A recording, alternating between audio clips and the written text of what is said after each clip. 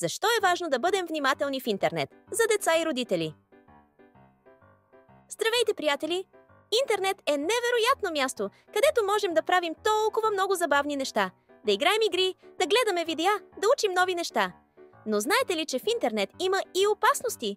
Затова е важно да бъдем внимателни и да се научим как да се пазим, както вие, децата, така и вашите родители. Днес ще ви разкажем защо безопасността в интернет е толкова важна. Интернет – прекрасен, но и опасен свят. Интернет ни дава възможност да се свързваме с приятели, да откриваме нови игри и да се забавляваме. Но също така в интернет може да срещнете хора, които не са това, за което се представят, и сайтове, които изглеждат забавно, но могат да бъдат опасни. Важно е да знаете, че не всичко, което виждате онлайн, е безопасно. Как родителите и децата могат да работят заедно за безопасността в интернет? Много важно е децата и родителите да разговарят за това какво правите онлайн. Родителите ви искат да знаете как да се забавлявате безопасно. Те могат да ви помогнат да разберете какво е безопасно и какво не.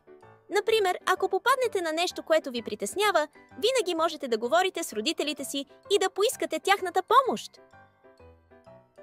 Защо трябва да сме внимателни? Ако не сме внимателни, можем да попаднем на лоши хора или на опасни сайтове. Някои хора могат да искат да откраднат вашата информация или да ви подведат да направите нещо, което не трябва. Затова е важно да знаете как да се предпазите, да не споделяте лични данни, да не отговаряте на съобщения от непознати и да внимавате какво кликвате. Съвети за родителите. Родители, вашата роля също е много важна.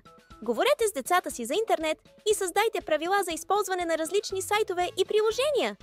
Можете да поставите филтри за безопасност и да контролирате времето, което децата прекарват онлайн. Така ще им помогнете да се чувстват по-сигурни и уверени, докато използват интернет.